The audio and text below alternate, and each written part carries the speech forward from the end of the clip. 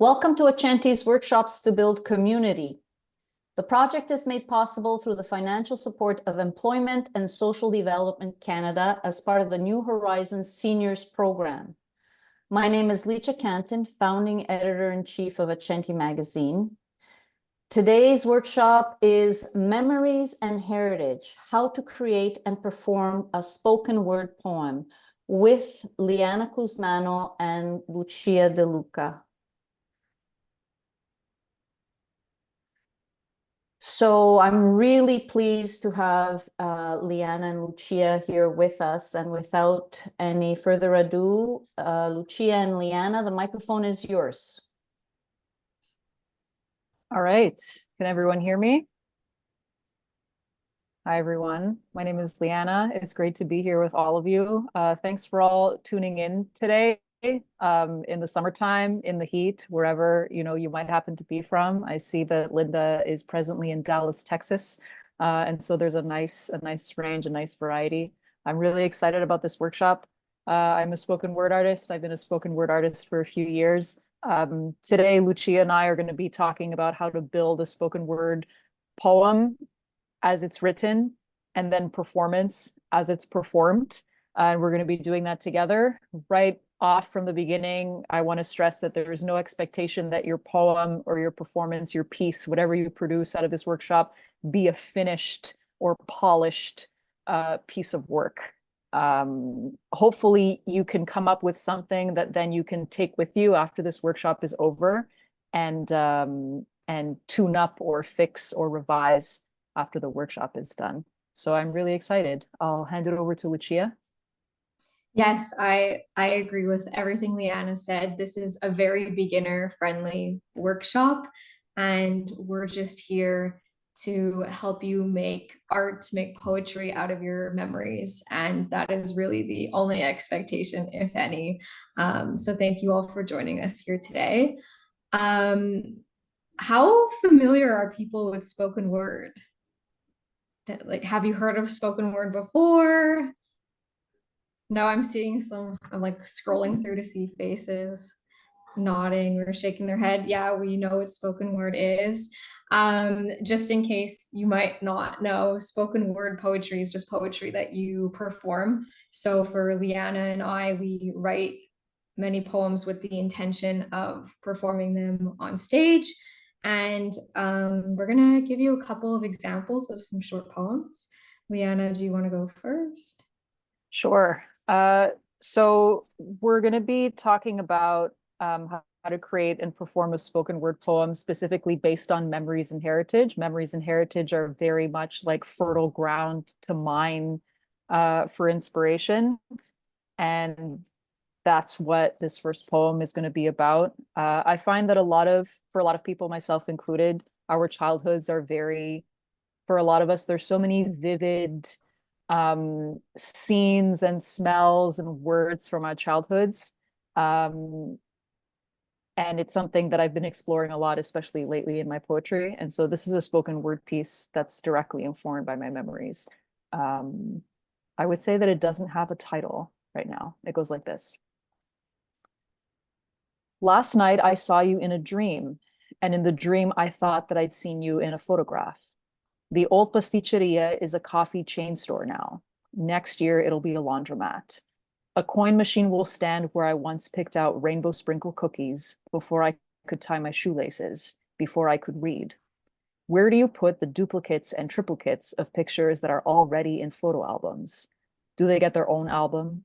Do they stay in a box, in the envelope the developer put them in when you went to pick them up 30 years ago? We all carry with us the sum of everything that has ever happened to us. We remember that the condos were factories before people went to live there. We remember how it felt to pull a single biscotto out of a paper bag, to be photographed eating it on the way home. The biscotto a forma di uomo is like a dream, a memory, a person in a photograph, here and then gone.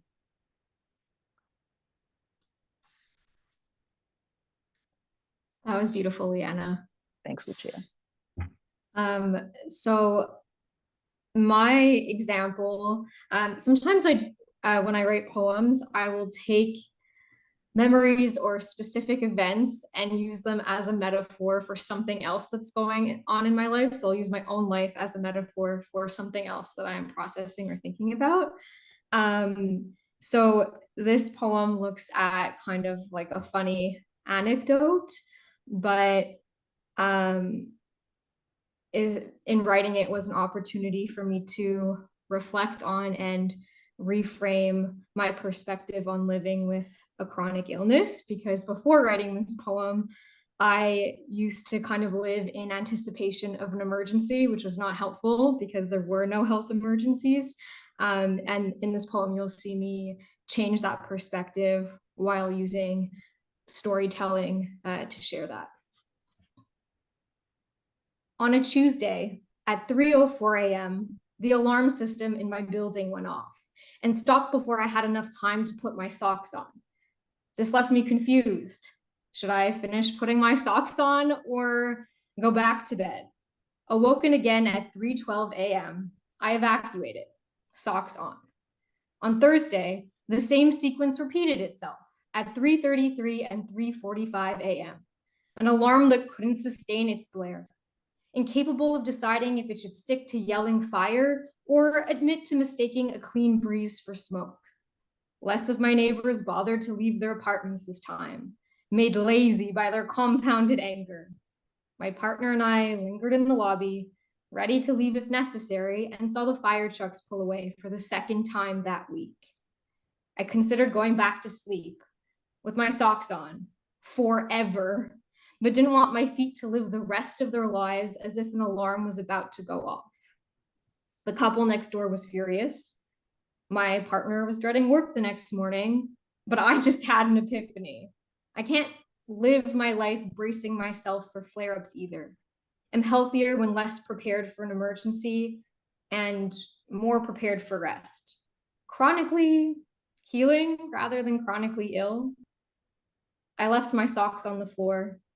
They've been washed and put away. I don't even recall which pair I was wearing. The alarm hasn't gone off since. Thanks for sharing that, Lucia. I love that. I love the image of the socks in relation to everything that's going on in that poem. So, as you could tell, Lucia and I each shared a poem that was based on some kind of story. And so that's how we want to kick off this workshop, is with 1-minute shares. It can be very daunting to share in front of a group very quickly. And we ask that you take the pressure off. Just share a random life story, something that might have happened in the distant past or something that might have happened more recently. Or you could share something about food or a tradition that's important to you, or a home that you know about, or stories from within your family. You'll be surprised that even if you share something about food, like, oh, I'd like to write a poem about this food that I love, or this house that I grew up in, you'll be surprised how quickly and organically stories will come out of that, even just as you tell it. So this is, you can think of it as a communal brainstorming exercise. What are some things that you're thinking of writing about? And I know that some of you have come to this workshop with that already in mind, so it might be a little bit easier for some of you. I can start, if that would make things a little bit easier. I remember as a kid going to the park with my grandmother, with my nonna, and we would go to Parco Luigi Pirandello in St. Leonard. And I remember as a kid, on a couple of occasions, she would tell me and my brothers and my cousin not to go into the bushes. You know, in parks, they have bushes and shrubs and stuff like that, not to go into any of those because there might be bombs in there. And that is not something, I feel like I can't stress how totally unlikely it is for that to be the case in the early 2000s in a suburban neighborhood in the city of Montreal in Canada. But my grandmother had grown up knowing that there could be bombs or shells in public places that hadn't gone off yet, and that could pose a threat, and that did pose a threat to a lot of unsuspecting kids living in usually rural areas in Italy that had been bombed during the Second World War. And I still remember that after 20, 25 years, this idea of like this impossible thing, but that was so real for my grandmother, and that then became real for me until I interrogated it. And so I'd like to write a poem about that at some point. Would anyone like to go next? Remember that it is totally meant to be instinctual, and that it doesn't necessarily have to be a deep story. It can be, but it can just be anything that comes to mind. A lot of this is just to see our natural storytelling abilities. I'll tell you something. Where I live is a flyway for migratory birds, and it also attracts bird hunters in the fall, which is brings me no end of sadness, because I have a very great admiration for the migratory birds. They work hard at staying alive, and they travel long distances, many of them, and they face a daunting task, because their habitat is shrinking, and food sources are probably diminishing with the shrinking habitat, as well as hunters and predators, and I just admire them so. And so when I see the hunters come out, and I'm not going to tell anybody to do something or not do something, that choice is theirs to make, and you have to live with the choices that you do make. And but it bothers me particularly when I hear the sounds of guns going off in the hunting season, because mostly the hunters that come to this island to kill the birds, they'll kill indiscriminately, and then they just take the breast and throw the rest of the carcass to the side, and it's horrific when you come across a pile of dead birds for what end. Anyhow, the greatest tragedy is not the dying, but the suffering. And what happens sometimes is geese are not cleanly killed, and they're mangled, like their wings are half shot off, and I would think a bird that can't fly then becomes very isolated, because I don't know for certain whether the mate, and they do mate apparently for life, if the mate will stick with a wounded bird. I've come across stuff that says it happens, and others that says they go with the flock. Anyhow, I do write poems, and my poems come from typically intense feelings about something. And what usually happens is I get a line, the first line, or a few words of the first line, and I get nothing else, and then I sort of work it and try and get it out. But what one poem that I've never been able to write, and I've tried a number of times, is because of the image of this one particular goose that I knew was severely damaged. And I saw it where I live is pretty much at the end of the bay. Not quite. It's a very large bay, and there's numerous shoals in this bay, and it was almost twilight, and I could see nothing other than the silhouette of that one particular bird on the shoal, and yet off in the gloom was the flock, and I knew that bird could very well hear that flock, and yet it couldn't reach them, and it stood there just solitary, and it was so incredibly moving for me to see that image, to feel it, to feel the sorrow of that particular bird. Now, I don't know if that bird feels sorrow or not. I don't know what it was feeling, quite honestly, but I would have to put myself in that position of that bird on the shoal that's unable to reach its like kind, and alone and separate, and that's my story. I've never been able to write that poem, and I think about it often, and the truth is I may never be able to write that poem, but you know, and I also I don't force the issues, so forget about me and someone else can talk. I'm gonna Great. mute. Thank you so Thanks much, very much, Paul. Paul. That's a great that's something to think about. What's the poem you've always wanted to write, or the story you've always wanted to tell but haven't been able to yet? Not that that has to be what you answer right now. I know that Marisa had their hand up and Christopher has also volunteered to go. We'll try, just because we want to give a few people a chance to share, we'll try and keep it as close to 1 minute as possible. So think of like a very, very brief moment in time. So if you have a longer story, then maybe you just choose a specific moment in that longer story to share moving forward, so that we can leave room for a few people to go. So Marisa, and then after that we'll have Christopher, sorry. Sure, thanks, Lucia. I guess that one memory that I've been wanting to write about is my grandfather, who was, I guess, not an easy fellow, treated us like adults, pretty much from infancy. And I recall this one time, him sitting me down, and I must have been 5 or 6, and him telling me what it was like to grow old, but not in childhood terms. And I remember him distinctly saying, one day you just look in the mirror and you can see yourself in your eyes, but the rest of you is completely different. And I was 6 or 7 when he told me that. So and there's like lots of stuff, like his explanation of death when I was 4 or 5.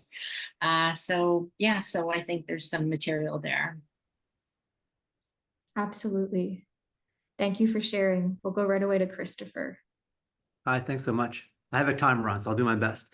So Thank you. in the question, a story about food, it came to me about spaghetti and meatballs. So I'm 3rd generation Italian. My great grandmother is from Puglia, so she would have grown up in Puglia. My nonna, when I was 13, who was 2nd generation Italian Canadian and grew up in Montreal, gave me this guarded recipe for spaghetti and meatballs, the family secret, and I treated it like gold. And it was made with Aylmer's tomatoes and Premium Plus crackers and the driest, shittiest basil. But I guarded this as a kid, like I guarded my grandmother.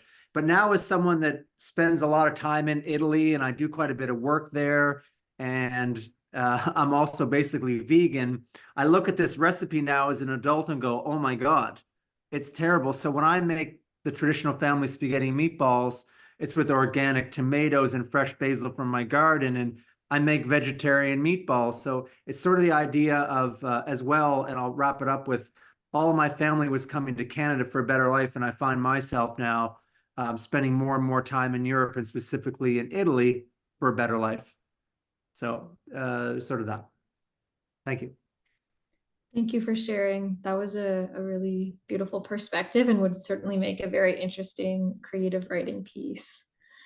I'd like to get a couple more people to share. Do we have anyone feeling bold, brave, excited? Annika Mallory has her hand up. All right, go Anna, for go it. ahead. Hi, everyone. I'm really happy to be here with you. Yeah, I guess a story that I would like to jump off from is a story about, I guess I'll just kind of do the nugget, the heart of the story. My Uncle Frank died. The conditions of the circumstances of his death were really difficult, and there was, an inheritance, and the inheritance included 4 shovels and a spade and a bucket of acrylic polymer and all of these materials from his work life as a laborer.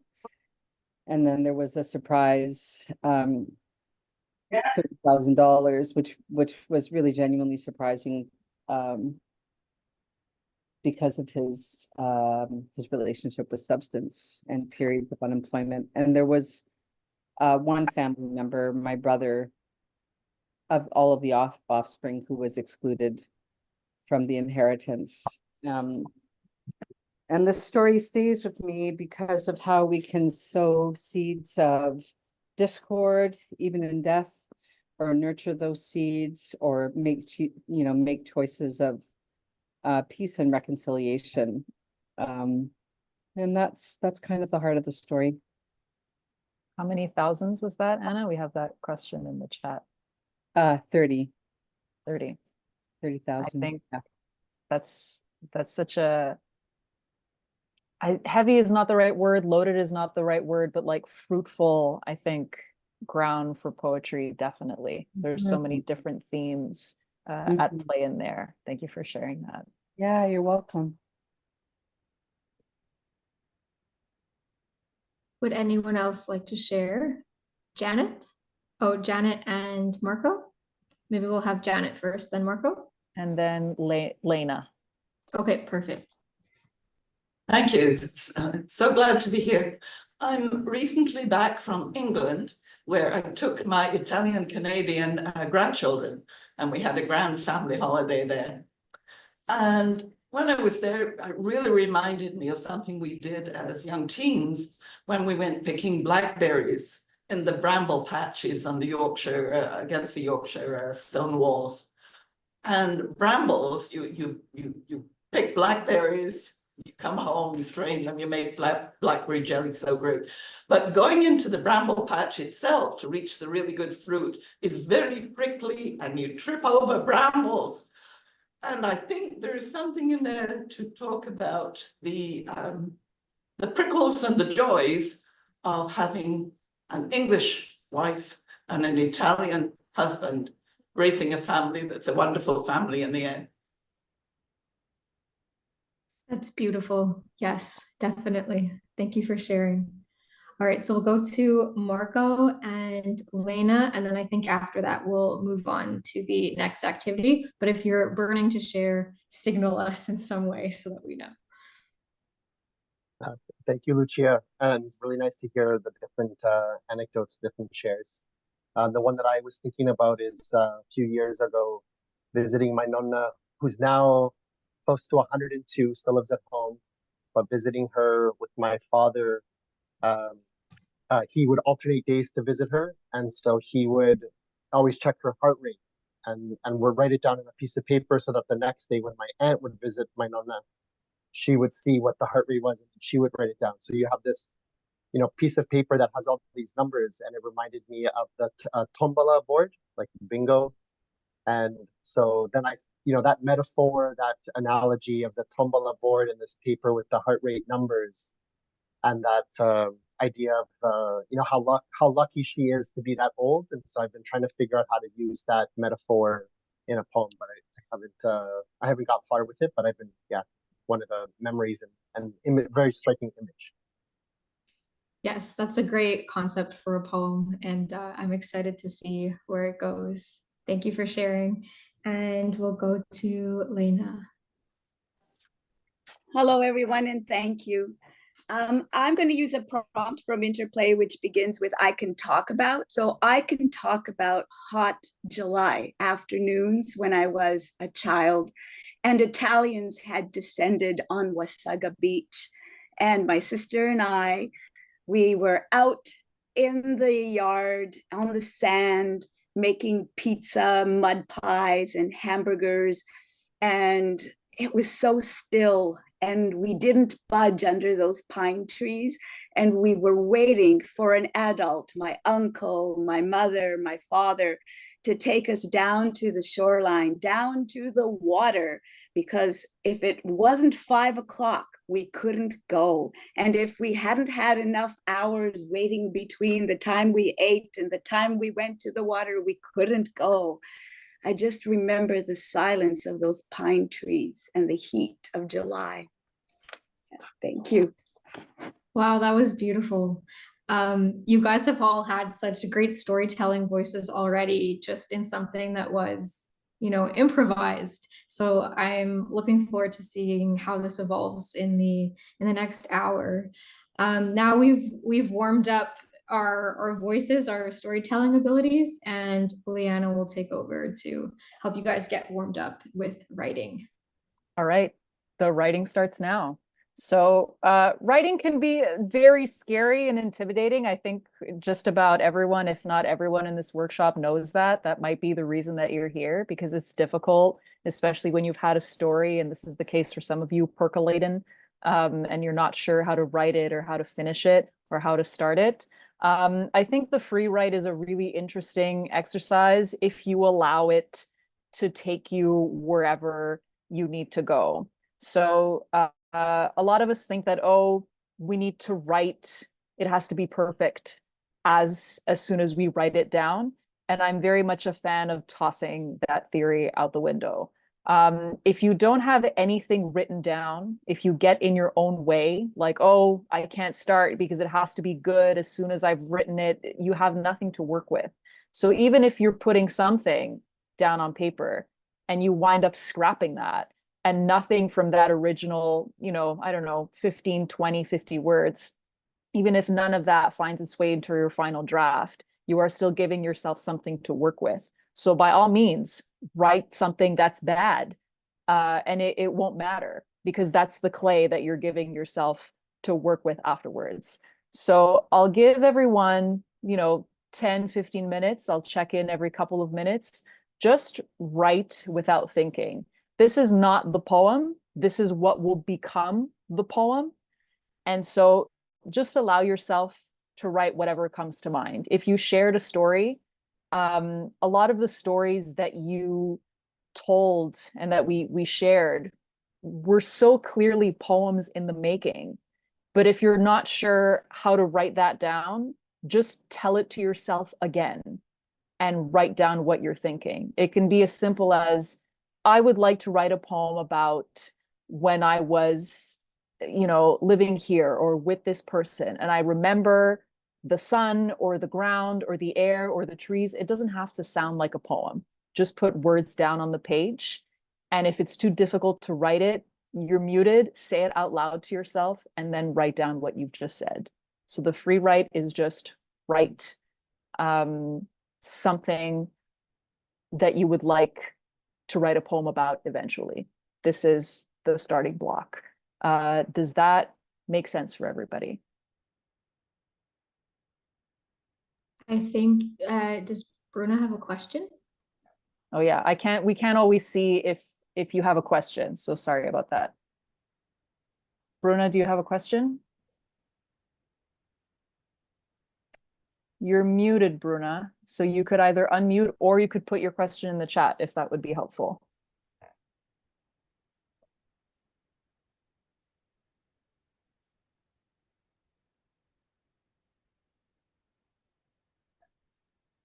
I think Bruna, you're having a hard time unmuting, so maybe put the question in the chat. I can see you trying to signal, but I can't figure out. We'll monitor. We'll look for your question, Yeah. Bruna, and we'll answer it there. So I'll set the timer for about 8 minutes, and then we'll come back.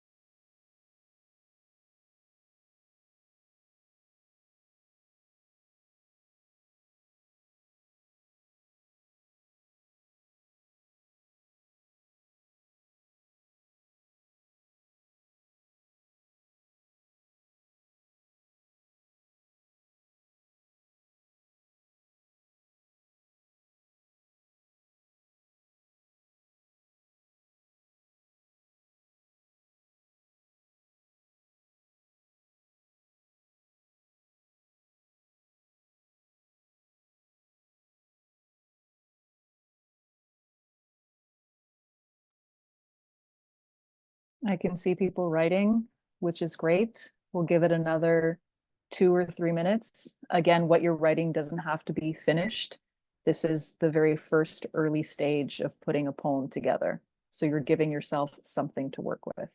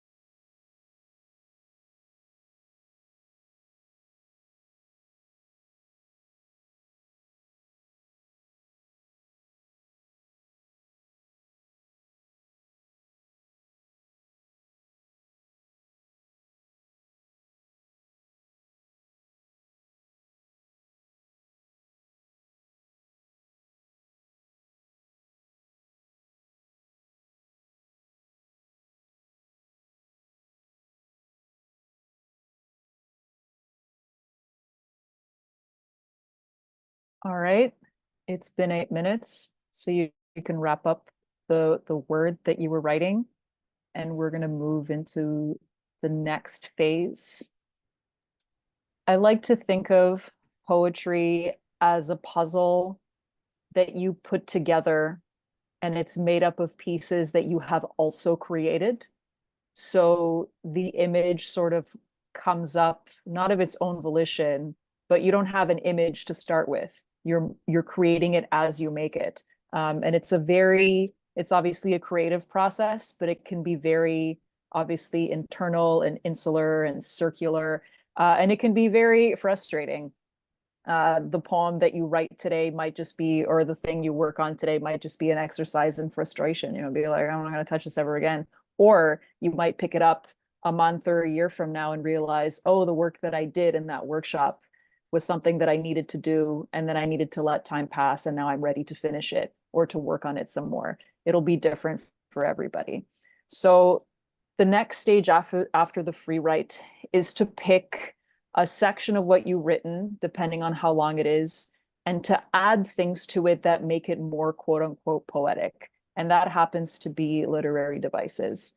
Literary devices are those things that we call similes, metaphors, hyperbole, onomatopoeia. I'll put a longer list in the chat. If there are any that you really like, you can definitely use them. Some of you I know use them when you told that story in the 1-minute shares. And if you don't remember what they are, that doesn't matter. But there's definitely the possibility of putting that in there. So look at what you've written. That is the base that you're working with, and see if you can add something poetic to it. If you've made a comparison in what you've written, and you've compared something to something else using like or as, that's a simile right away. You already have a simile in your poem. If in your 1-minute share you talked about using something as an allegory for something else, then that's an allegory. If you make a reference to some kind of Greek myth, then that's an allusion. There's any number of interesting and cool tools that you can add in there. So what we're doing now is everyone's taking what they've written, and you're adding in a literary device so that the clay that you're working with starts to look more and more like a poem. Again, there's no real way to do this wrong. Just scan through what you've written. If you notice any spelling mistakes or any section that you wrote at the beginning that you think might be able to go towards the end, make that change, shuffle things around. Some poems read like blocks of text and they're more like prose poems. Some poems have very short lines. So if that's a change that you'd like to make as well, like, oh, I've skipped, I haven't written any line that reaches to the end of the page, and I think I might like them to be longer or shorter. This is the sort of the playful stage where you're working with what you have and adding things or taking things away. Also, if you're writing about a memory that's specifically related to some kind of heritage or an ethnicity or an inheritance, consider adding in something that speaks directly to that. So some word or phrase in another language, or a specific quotation that you might have remembered, or a joke, or a specific piece of advice or a story that someone might have told you, which some of you shared in your earlier in the workshop. So I'll give maybe 10 to 15 minutes for that as well. If you have questions, if you're struggling with something, feel free to put it in the chat. And we can talk about it. We can address it. Have I missed anything, Lucia? No, I just wanted to make a suggestion for everyone in the workshop. As you're taking a section of your free write and morphing it into something that more closely resembles a poem or starts to resemble a poem, keep or try and keep the natural storytelling voice that came through in your free write, that came up in your 1-minute shares. Just because we're trying to write something more refined doesn't mean that we need to lose our natural voice. And because we're writing to perform, I think this is something that could help you later in the workshop. Thanks, Lucia. All right, I'll check in a few minutes. Go ahead, everybody.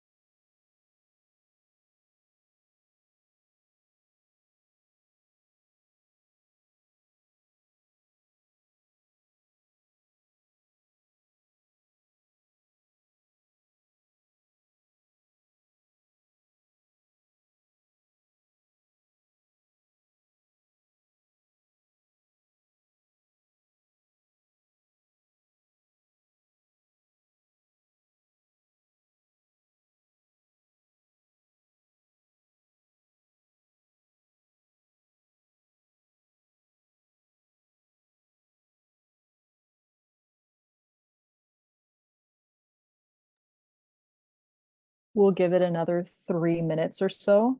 Again, this doesn't have to be finished, whatever finished means. And then we'll move into some performance exercises with Lucia.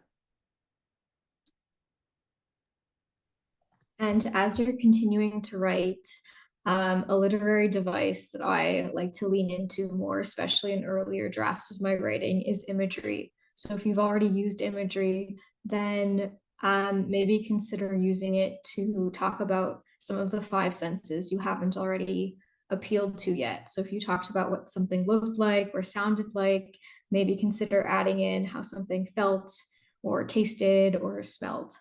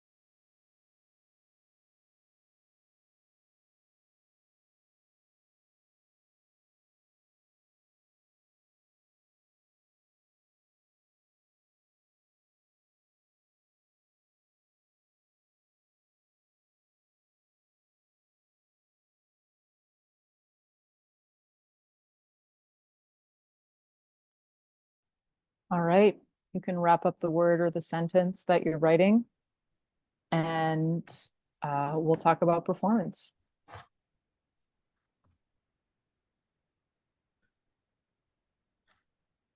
All right, can we switch the slide? Yes. Thank you. Okay, so now we've done the writing part, at least for today. And we're gonna start talking a little bit more about the performance and storytelling sides of things. So especially because we're talking about memory, when we discuss memories, that is a form of storytelling. So some things that spoken word artists like Liana and I think about when we're preparing the performance side of a poem can kind of be separated into two categories: voice and body. So some things that fall under voice are how we vary our tone, emotion, or energy, or even how we vary our speed or volume. A really key word here is the word vary. Because even a beautiful tone or a beautiful emotion or a great level of energy can feel stale if they are constant throughout an entire performance. We look at things like pauses or pacing, cadence, inflection, emphasis.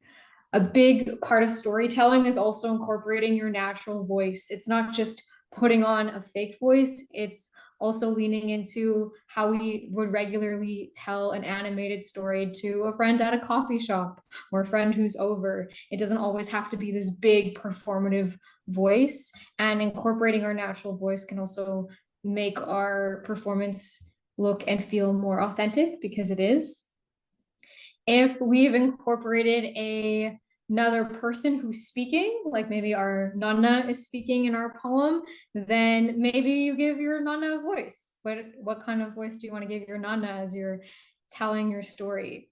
The body part of things we won't see as much on camera, but there's still things to consider. Things like posture does still affect us on camera, gesturing or movement, facial expressions, which we can definitely work on today because we're up and close in our faces with these webcams. Making eye contact. Eye contact comes in more when a piece is memorized. If you are on stage, how you're holding your mic or your reading materials. And then just experimenting, like some poets might use their body for percussion, like drumming on their chest, for example. So when we're thinking about how to set up the performance side of a poem, so we've written the poem, or we've written a first draft of a poem, and we want to start thinking about the performance side of things, what's really important is the word I said before, vary. So we need to have a variety in how we perform. So I've tried to set it up as a graph. So that's right, we're going to do math in a writing workshop, but bear with me. I think it's a good way to illustrate things. So if you look on this, on the slide in front of you, there are 3 lines, and the middle line is labeled to be your regular energy. So what you would associate with your regular talking voice, kind of how I'm talking right now. It's not really creating a lot of intensity, but it is giving some personality, and it's a nice neutral point. Sometimes we think of speakers who stay at this line, we might consider them monotone, like they're speaking in a similar voice the entire time. And sometimes we associate being monotone as a negative thing. But if this is your baseline for your performance, and you're able to move into places that are more intense from that baseline is not a bad thing. But again, what you need is that variety. So that's why you have those high and low energy lines below, above and below that middle line, but they're both labeled as high intensity. So what this could look like is like a high energy moment where you might want to emphasize a certain sentence, that maybe you want to shout something. That would be high energy, higher intensity, because it takes more energy in your body to create that intensity. It takes more energy to shout than, for example, to whisper, which would still be a more high intensity moment, but it would take less energy in your body. Other things that could be high energy could be quickening the pace of how you're speaking. Other things that could be more low energy could be taking a longer pause. More regular energy things could be just how you would normally vary your emotions when telling a story. So what I would like you to do, and I'll give you a couple of approaches that you can take, and you can choose what's best for you given the given whatever suits you right now. But I would like us to take a moment to map out briefly the how we could perform the short poem that we just wrote with Liana. So you could do it one of 2 ways. You could either draw these 3 lines on a paper and choose one keyword or phrase to put on each line. Or if you don't want to draw the map, then you could also just do this on the paper that you wrote on. Maybe you label them 1, 2, and 3, 1 being low energy, 2 being regular energy, and 3 being high energy. You can choose the approach that you think would help you best visualize things. So again, I would like you to choose 1 low energy, high intensity moment, 1 regular energy, lower intensity moment, and 1 high energy, high intensity moment. So 1 moment per line. I'll give you a few minutes to think about that, and then we will add strategies to that. So for now, we're just finding the moments, and then after we'll choose what strategy we're going to use to emphasize that. There are many right ways of doing this. There's not, the way someone approaches a high intensity moment might not be the same way you approach a high intensity moment. So follow your instincts and what would better suit you as a speaker. So I'll give you 3 to 5 minutes to think about these moments, and then we'll think of the strategies that we can associate with them after. Are there any questions about this? I don't see any hands, but I'll do a brief scroll through. Okay, so you can start with your mapping, the math side of performance. And if you have any questions, I'm here. Feel free to unmute.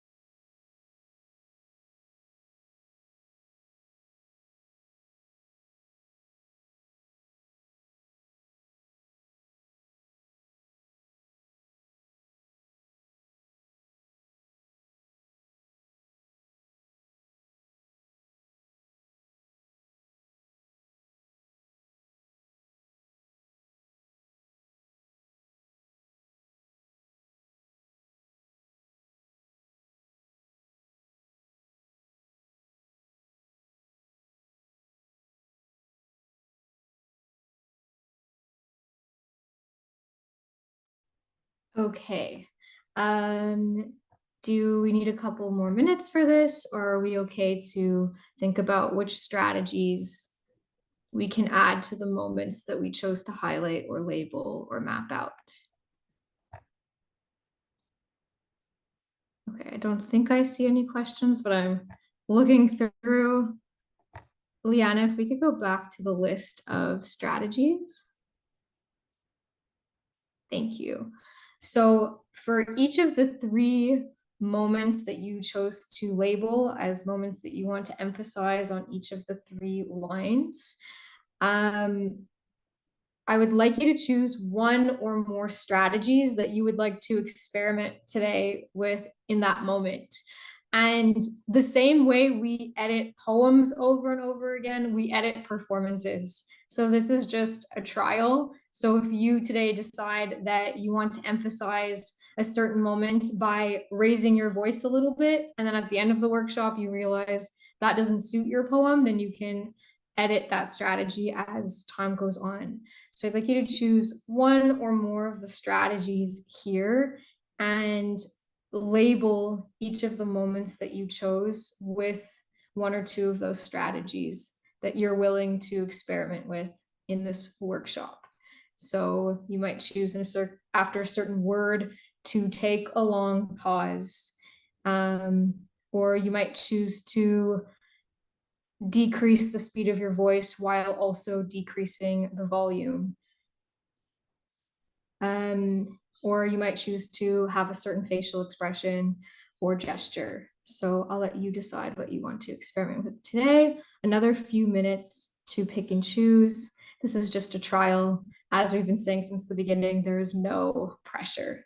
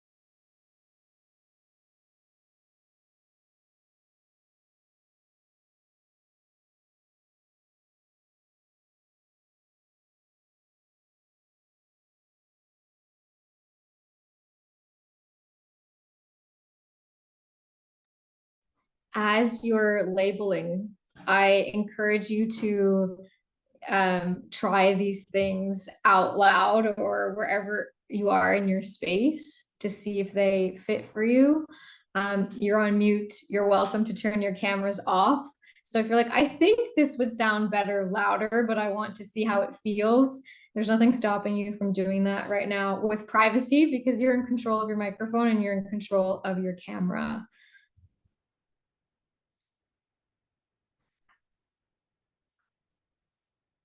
So try the strategies on for size.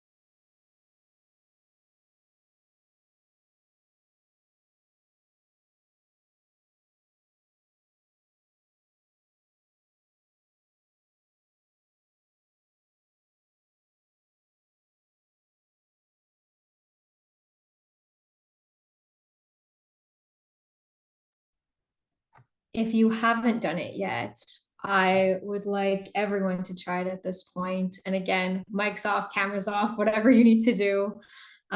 Try reading the poem that you wrote with Liana from beginning to end, really emphasizing those 3 points those 3 points with the strategies that you've chosen, and of course incorporating whatever other emotions, strategies, pacing, whatever it is that you want in the rest of your poem, leaning into your natural storytelling voice as much as possible, but just with a little added emphasis here and there, with a few more performative qualities here and there. The same way after we wrote our free write, we went and added literary devices, you're now adding performance strategies. So we'll do this for a couple of minutes. Take up as much space that you are comfortable taking up wherever you are. And then in a couple of minutes, we will have a little bit of an open mic for those willing to share. So I encourage you to be experimental. The only risks are with yourself. You have no audience right now.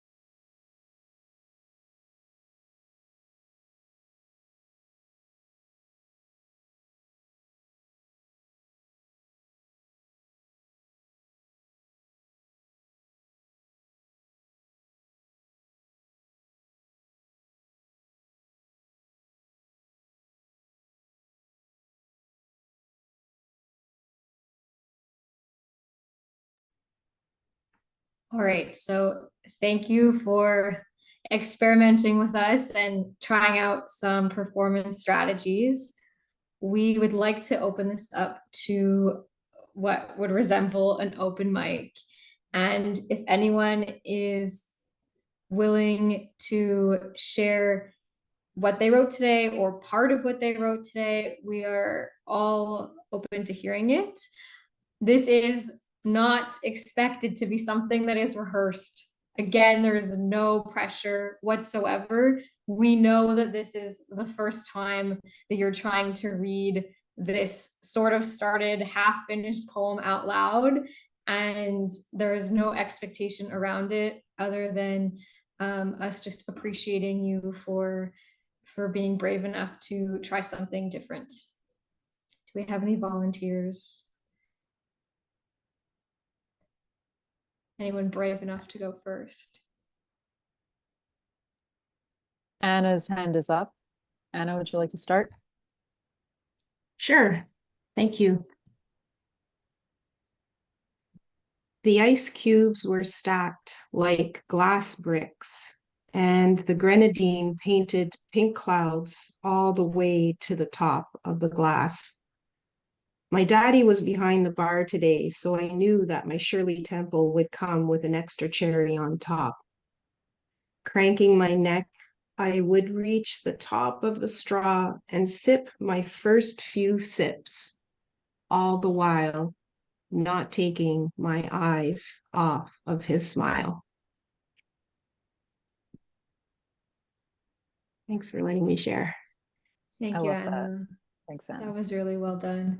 Anna, I'm just curious, which lines did you choose to emphasize? Yeah, so I wanted to sort of start off with the kind of regular energy, lower intensity, and then when I started to say my daddy was behind the bar today, cherry on top, like make it a little bit more higher energy, higher intensity, and then end with more of a low energy, sort of almost as a whisper when I'm looking at his smile. I like how you slowed down there as well. I thought that was Me really too. Yeah. nicely done. Well, I really appreciate how like deliberate this is in terms of really thinking through the variety in the tone and the pacing. So very helpful. You did a great job. Thank you, Anna. Who would like to share next? Bruna? Go for it. Bruna, you're going to be able to unmute.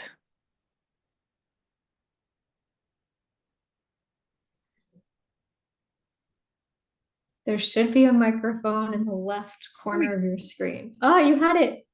Oh, you're muted again. Click that same button again. Done. Yeah, that's There we great. go. I just want to say that, you know, this for me is really a rare thing that I've done. I've been thinking about it for the last 30 years, but here I am. I'm going to read my poem. I'm so excited. I feel it tells a little bit about the struggle that I've had when I came to Canada as a teenager. The world was in my pocket the day I left my home, hoping to return. The voyage changed my world. My radio does not speak my language anymore, and I had to learn its words without hoping to return. So I'm just now asking you guys, was I scared? I just need feedback, because I really honestly, when I do read my poetry, really are very emotional. When I came to Canada, I was a teenager, and I've had struggles with that, not being able to go back home with my parents. But I do go to Italy regularly now. Everything has changed. However, that still ails me sometimes with the dialect and stuff like that. But thank you. What did you guys think? It's very clear from the way you deliver that poem that there are so many, and the poem is short, and there are so many feelings in that poem. To carry the world in your pocket, I think that's such a great turn of phrase and a great metaphor. And to have your radio, my radio doesn't speak my language anymore. I find that so heartbreaking. I think that's such a clever and beautiful way of expressing that. You know, this radio that connects. I'm biased because I like to have the radio on all day, every day. And it's such a useful and an emotional tool to have. And I would imagine, you know, at the time, radio was all people had in some places in Italy, especially. I've heard stories about the radio. Anyway, so that's why it's so emotional for me to hear the way you delivered this poem, to say, well, the radio doesn't speak my language anymore. My heart is broken. I thought that was so beautifully done. Well, Yes, I think the vulnerability of your piece was reflected in your voice. And if this is something that you continue to rehearse, then, and as long as you're comfortable, then continue to lean into that vulnerability in your voice as well, as much as you're comfortable, because I think it's a beautiful thing. I have. Yeah. I presented the poem at L'Eco dei Nostri Dialetti. So, you know, I'm making waves. Thanks, Art. I'm making waves, so I'm happy about that. Yeah, good. Yeah. Okay, so we've seen Bruna and Anna's work. We've seen both of them use various strategies. Christopher, would you like to go up next? Okay, I guess I'll go next. Thank you. Thanks, everybody. So I wrote this in two parts, and it's very rough. I apologize, but let's see what we can do here. Madeline Asprey's original tomato sauce recipe. 3 cans of Aylmer's tomatoes, fry an onion. Don't use real basil. The dry stuff is just as good. Add sugar. People like sweet things, and don't speak your Italian. It sounds pedestrian, and it's just a sad, old, lonely dialect from Puglia. You'll just embarrass yourself like I did. Saute the onions a little bit more. Save the sauce until the next day. Use catelli pasta only. Live quietly and stay hidden. The original family tomato sauce recipe by Maddalena Pavia. 2 kilograms of organic tomatoes, a handful of fresh basilico from your garden. Don't add sugar. The fruit is always so beautiful. And your Italian's beautiful. Quando tu parla, parla Cristoforo. Go to Italy for me. Take me there. Take me with you. I can only be in my homeland through your eyes. Guarda. Guarda la bellezza. That's it.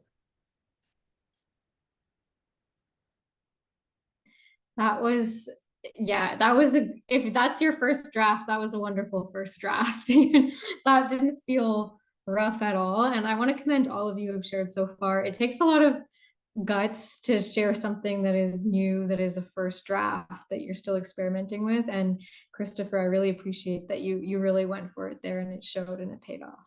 Thanks. Thank you. Thank you. I love the combination of the recipe as a tool interspersed with, the basilico, and then don't speak the sad, lonely dialect. That's also like a recipe for how to behave and how that changes. I thought that was really well done, how you mix those two things. Very emotional also. That was beautiful. Thanks. Perhaps we have time for one more Louisa person. had her hand up. Perfect. And I just want to let everybody know that it's 3:29. We could stay a few more minutes, but I just want you to be aware of the time. Thank you. First time for me, and a little bit like you, Bruna. I don't know, as we get older, we get bolder. Words just started coming out of me recently, and I felt like maybe I have to do something with this. So I called this rota, and rota is a term in music, a canon, where voices keep going round and round. And rota, an immigrant daughter, I search for identity, one my father needed to survive from. Roving, each move a possible anchor, a lullaby, then awakening only to relive his journey, the path, like a musical canon, searching for its ending in a new beginning. That's it. Thank you for sharing, Louisa. That was beautiful. I see Linda's hand up. Linda, did you also want to share? Yes, can you hear me? Yes. Yes. Okay, because I have trouble with my audio quite often. I have written this, I don't know if it's any good, but it's about 2 young girls. It's about my friend and I when we were young, and we were friends until 2 years ago when she died. Sorry. When we were young, you and I, we lived in our imagination. We created a world with our storytelling. Saturday nights, the house to ourselves, we jumped in your parents' big bed and we spun our tales, one story following another, mine and yours. Oh, but the horror stories we'd weave closed in the dark and silent bedroom closet. Drip, drip, drip, you said, slow and low, telling a ghastly tale of murder, a winner. In my family basement, we wrote our songs and performed our musicals with curtains strung up using old bedding we found there. We were so comfortable with each other in this world we created at 8 and 10, and remained so even in the later years until we were separated by the real world and could not rewrite the story.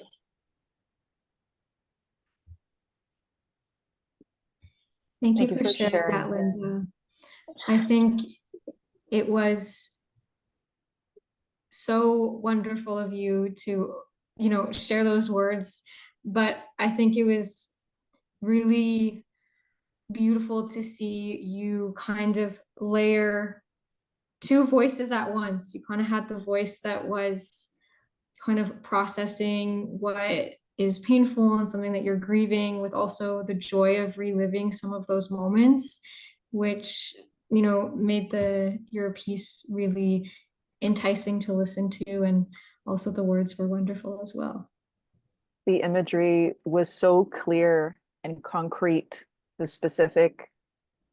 bedding and the basement and the ages that you mentioned. I could see it in my mind's eye. It was so very visual, and you used concrete tools, like things that you can clearly imagine. Whereas Louisa, you used a musical reference, which is something that you cannot see, but that you also know from listening. And so, Louisa, I loved how you used that in a shorter poem to illustrate something that you can't imagine. And I like how, Linda, you use these very clear and detailed descriptions to weave this story that happens over many years. And you also made that very clear. I thought that was really beautiful and well done. Yes, thank you, Louisa. Thank you, Linda. And thank you to the others that shared earlier. Maybe I'll put one last call out. Is anyone feeling called to share today?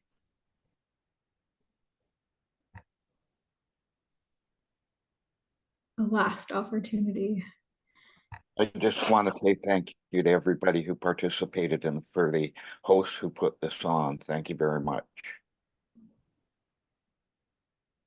Yes, thank you.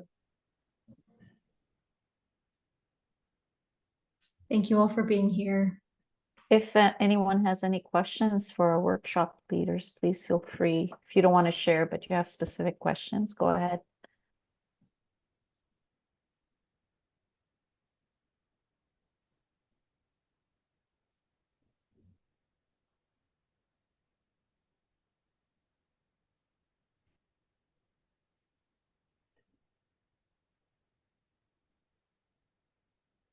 Thanks very much to everyone for coming.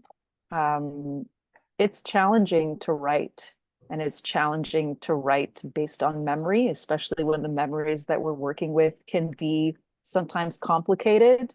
It's unusual for memories to just be one thing, like to just be happy or to just be sad or to just be scary. So to deal with that complexity and to write about it and then to perform it, and even just to be here and try your hand at it,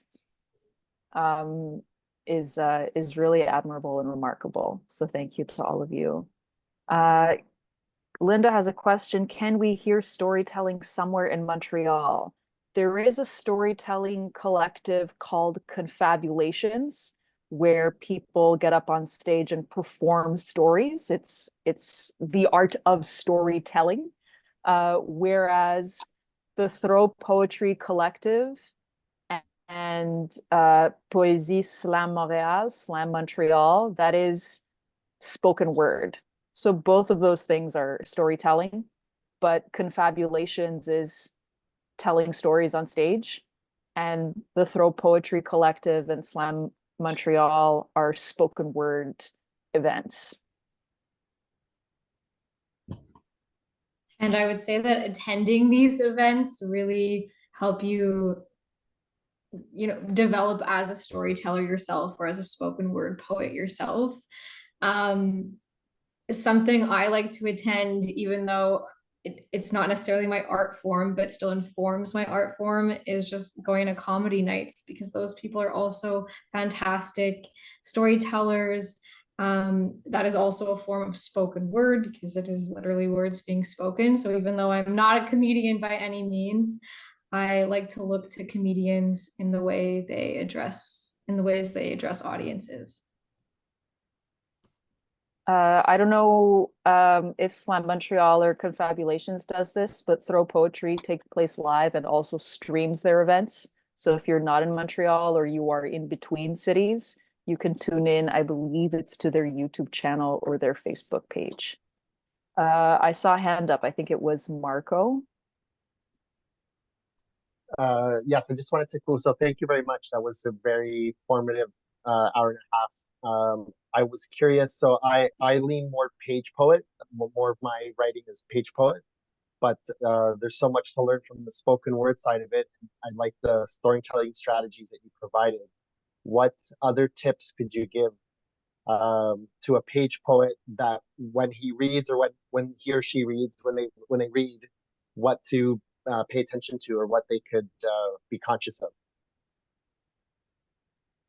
That is a good question. I think that as you practice, as a page poet practices reading their work, your own voice will emerge. And also, if you run in poetry or spoken word circles or communities, there is the sort of unconscious or subconscious tendency to imitate other voices. And so I would, and it's very, very hard to be objective about that. So I would, you can record yourself on different days in different places. It could be just the audio, it could also be the video. If you're going to record yourself on video, do it in a way where like you don't see yourself while you're doing it, because that can be really distracting and potentially discouraging. So I'd experiment with recording yourself and practicing, whether that's privately or at open mic nights.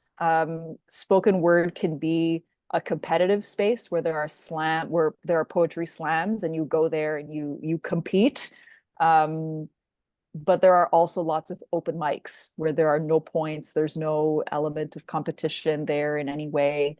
If you're in Edmonton Poetry Slam has events. And if I'm not mistaken, they have an open mic segment as well. So yeah, I think practice is really, and finding places to practice are helpful. Something else I would suggest is a lot of the times we think about how to practice performing something, but I think if we want to try and find our authentic voice and avoid mimicking poet voice, which can sometimes be a thing. The infamous poet voice. Yeah, is go like the complete other direction and try just practicing your poem as if it was you were telling a story to a friend in like the most casual setting ever. You're at a bar, you're at a coffee shop, you're in your living room, and you can even relax into it, you know, like relax into your chair and be a bit more casual about it, and then see which elements of your voice you want to keep in a more refined performance. That should help keep you in there, your voice in there. Final comments? Lena has a question. This was a great workshop, so thank you so much. Perhaps you answered this and I came in late, but I'm curious, and if you would be willing to share, if you haven't already, how the two of you got started in spoken word or in poetry or loving this art form.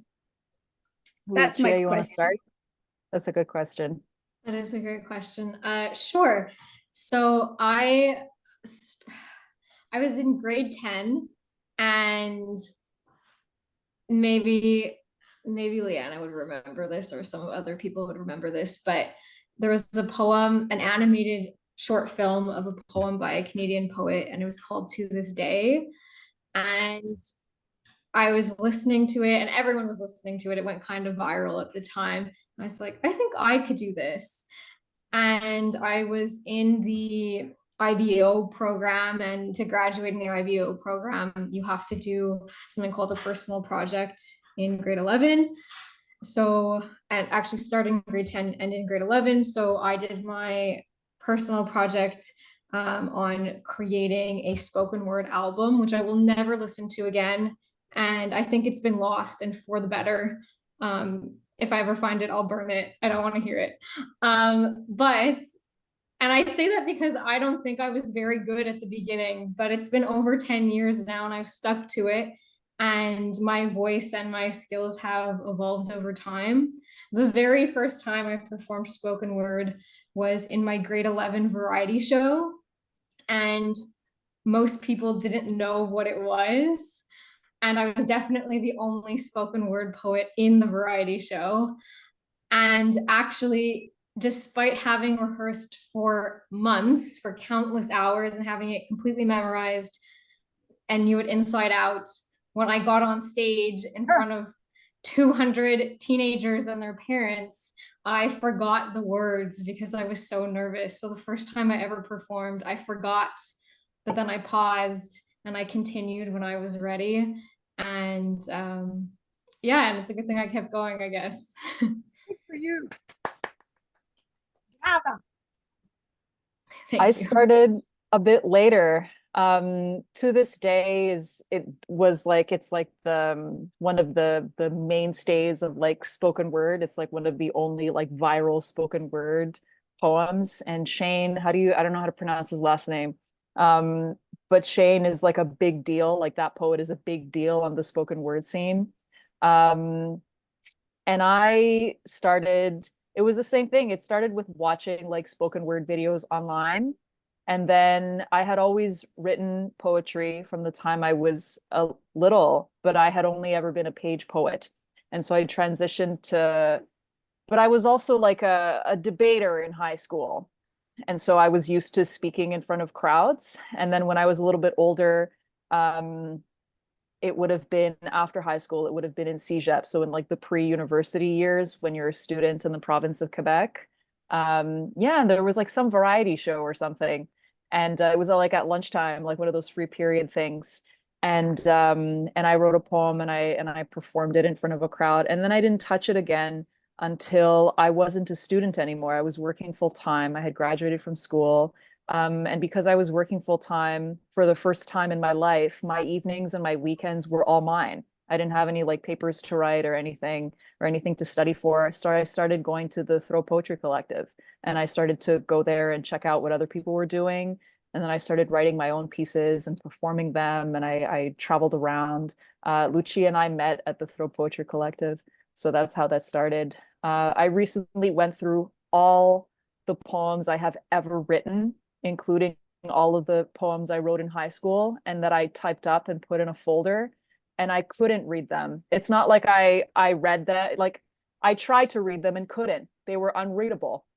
And I think that's fine. That's like a normal part of looking back over on something that you've done. But that's the thing, if I hadn't written those garbage poems, I wouldn't have written the slightly better poems, I think, that I've written more recently.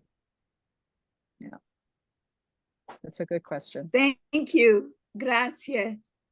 Grazie per quella domanda. That was a good question. Okay, so I'm going to close officially, and thank you. Thanks very much to Lucia and Liana for such an inspiring workshop. And to all the participants, thank you for being here. Thank you for writing. Thank you for sharing with us today. I'd like to invite you to join us on July 25th. It's a Thursday at 11:30 a.m. Eastern Time. That will be workshop for writing from the body when language fails us. And that is with workshop leader Julian A.M.P. So there are also, we have 10 workshops scheduled for this year.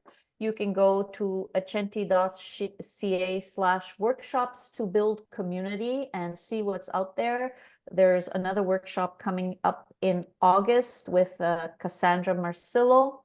And so thank you all for being here. Accenti's project Workshops to Build Community is made possible through the financial support of Employment and Social Development Canada as part of the New Horizons Seniors Program. I hope you have a good rest of the day. See you soon. Thank you very much, everybody. Bye. Take care. Thank you.